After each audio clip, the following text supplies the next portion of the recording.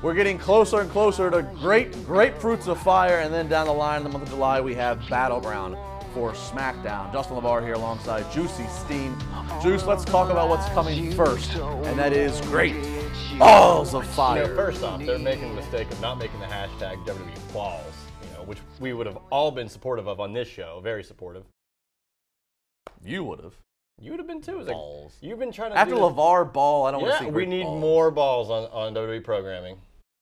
Anyways, let's talk about the WWE Universal title match as we continue to build between Samoa Joe and Brock Lesnar. Brock Lesnar was in the Staples Center in Los Angeles only to make it to the edge of the stage and get sneak attacked and choked out by the guy who Roman Reigns is just calling Joe. I like that Joe is becoming more of a credible looking threat as we get closer to Great Balls of Fire. But I still don't know how the match is going to turn out. I don't know. I feel like it'll go longer than the Goldberg matches with Lesnar. But I don't see any way Joe wins here, first and foremost. But I think he looks good in a good losing effort. That's all I can see from this, to be honest. You talk about how the match is going to go. Again, we all are pretty much in agreement that Brock is going to still walk out as champion. But it still is a matter of how does Joe look, and I think most of us think that as long as it's not a squash under a minute, that Joe's going to come out of this looking. He's going to have it. His credibility is going to be increased. I haven't seen anybody do this in the Brock Lesnar era that we're in, and I don't know if Joe's the guy to do it. I don't know if the next Roman Reigns is the match to do it. I don't know if the hopefully inevitable Braun Strowman match is to do it. But Joe sneak attacked Brock Lesnar, and that's smart. If you're being positioned as the heel, which Joe's taking more of the heel role here, he's attacked the manager, he's sneak attacking the champion. Why would you not want to sneak attack Brock? So what I'm saying is, maybe this is the match to do it, to where if Joe comes out first and then Brock comes out, why wouldn't Joe just charge in the aisle? Catch Brock Lesnar off guard as best as you can try to catch him. No matter how, whoever comes out first, I want that type of intro for the match. I want them to just brawl. It immediately feels... If Joe comes out second, maybe, I don't know how that would work, but WWE has done different things before. He just runs to the ring. Yeah. And they just go at it like immediately. Because nobody would really be expecting that, because it's a title match, and WWE does the title entrances in the ring. So again, if you're fighting Brock Lesnar, just as Joe proved, he has the upper hand at the moment. You got to do whatever. Sneak attack. Why would you not? Do. He's a smart. Remember a couple years ago when he was the smartest guy in the room whenever he was doing NXT and all those dates. Still the smartest guy in the whole company now against Lesnar. All right, let's move over to the blue brand on SmackDown. We're going to have more Randy Orton, Jinder Mahal. It is not done yet, and they are bringing back a Punjabi prison match, first time in 10 years? Oh, boy, probably. About 10. Yeah, 10 years. There was a lot of reaction to this, one way or the other. I really didn't flinch much. Quite honestly, I guess I kind of figured that if Jinder Mahal was going to be somebody important moving forward, champion or not. That's why he got hired back, so they could redo this match. They would probably do. They're always looking to have different. There's so many gimmick matches anymore because they have so much content to fill, so many pay-per-views. So you kind of, the Punjabi prison fits him obviously because he's from India. So but people were either really excited about this as if it's the most dangerous thing in the world, vintage, or were totally bummed out. It's a cage match with bamboo. Yeah, my favorite part about this whole thing is that whenever Battleground was a name thrown around as a new pay-per-view a couple years back, everybody was like, War Games, War Games, War Games. and now this is the third Punjabi prison match we get at this thing. Amazing. Battleground. I don't know what to expect. Again, Now on the same thing here, because you and I are on the same page with this. Yeah. Coming up here, and it's rapidly approaching July 4th, the return of John Cena. Yeah. Yes, I see. Yeah. You look like that guy in Forrest Gump who's cold the rally, who screamed about Vietnam. He's wearing the American flag shirt. Maybe I am.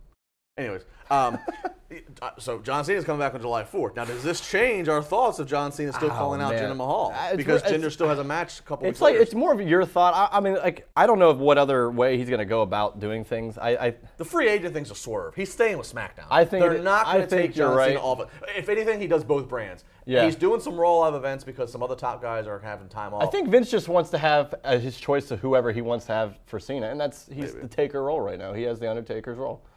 And I don't know. And to quickly go back on the Universal thing, it's interesting that Roman, I think we might actually get Roman Brock at SummerSlam, to be honest with you. And if something like that happens, see what happens at WrestleMania would be fantastic. If Brock versus Roman happens at SummerSlam, I'm all for it. because to me that means that it probably won't happen also at WrestleMania, and I want Braun Strowman at WrestleMania. I think Braun, Brock at WrestleMania, and if that happens, it's going to be Cena and Reigns at WrestleMania. And you've got 2 huge matches right there. And if you have, let's go this way, so since we're booking SummerSlam now. Yeah, of course. So if SummerSlam, if we have Roman and Brock again, yeah. Well, I got to keep with who I have on my scorecard. If we got Roman versus Brock, then that means Braun versus Goldberg. Ooh. Goldberg's having a match. It's got to be against somebody. You think so? Goldberg's having a match. You don't think his run's over? No. So if it's going to be Brock versus Roman at SummerSlam, but what? Braun. You think that, or only saying that so Braun gets the win and it's another big guy? Because if it couldn't be against Joe, because you don't want to put Joe down. Goldberg's going against somebody. You really think so? I don't see Braun versus Cena. No. No, not right now. That's a weird dynamic of a match. Not right now, at least. Yeah. No. Okay. Goldberg's having a match. Right, so if Roman's going against Brock, which I'm fine with, I'll believe it when I see it, because I think Vince had some conjured up idea for Roman and Brock in New Orleans. Yeah. But if he's willing to give it to SummerSlam and give us, I hope so. Then Braun versus Goldberg. I mean, I'd love to see it. Yeah, it'd be WCW 1998 all over again with that. But I don't know. I know Goldberg was I'm not done. But Goldberg thought he could handle 7-foot guys with Reese from Raven's flock. Now he's got Braun. I'd love to see him. Flory will love that reference. I want to see him hit the jackhammer on Braun. He can do it. Maybe. You think he still can do it? Maybe. Braun is huge. He looks good though. He looks in Braun's like almost Big Show size, like height and everything. But Goldberg's Goldberg hit like it on show back in the day on the Giant. Yeah, in the day. In the day. He's like 50. His day today looks pretty good. I don't think he's doing it. We'll see. I don't think he's gonna wrestle at SummerSlam. Goldberg at SummerSlam. Yeah, You really want this to happen too. I'm just telling you. Chair Shot Reality, WrestleZone.com, at Juicy Steen, at Justin LeBar. Let's toss it to Josh Eisenberg. Josh, do you agree? What's gonna happen here with these 2 title pictures, Universal and WWE Championship? Punjabi Prison, come on. Thanks, guys. I want to talk a little bit like you guys were talking about in the studio to wrap things up here on Chair Shot Reality. Brock Lesnar and Samoa Joe at Great Balls of Fire. And then a couple of weeks later in Philadelphia, what's up, Brian? As you see the Punjabi Prison match returning with Jinder Mahal and Randy Orton. I'm going to start with Jinder and Randy Orton. This is the best Randy Orton that we've seen in quite some time on the mic. The guy is an established veteran in the ring. He works at a consistent yet safe but fantastic pace every time he gets into the ring.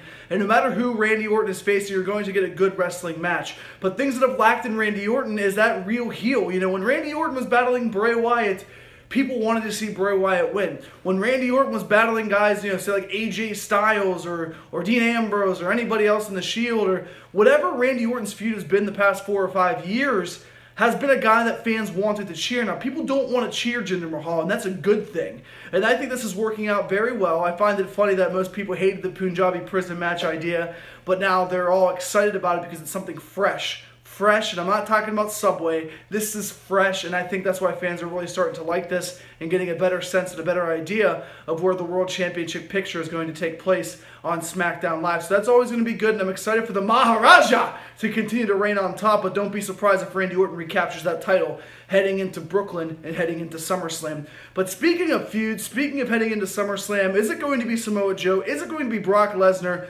That's not what this is about. This is about Brock Lesnar and Samoa Joe elevating their status as the most must-see thing right now on WWE television outside of Braun Strowman. Samoa Joe has established himself and is catching the eyes of every single person because they are booking him as he should be booked on a weekly basis as a guy who is a badass, who is a Samoan submission machine, and he's actually a legitimate threat to Brock Lesnar. He's 6'1", 6'2", 275, 80 pounds.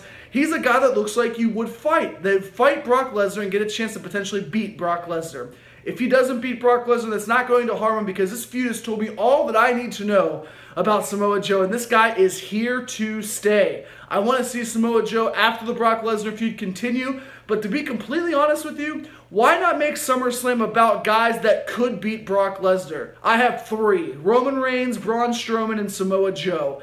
Let these 3 guys take a shot at the beast. It gives 20, 25 minutes to 4 guys who deserve to be in the Universal Championship match at SummerSlam. And I'd rather see that than a typical one-on-one match between Brock Lesnar and anybody else. Well, that is it for Chair Shot Reality here on WrestleZone.com. Stick around with social media all week. We'll be tweeting Raw, we'll be tweeting SmackDown Live. Thanks once again for watching, and we'll see you next week.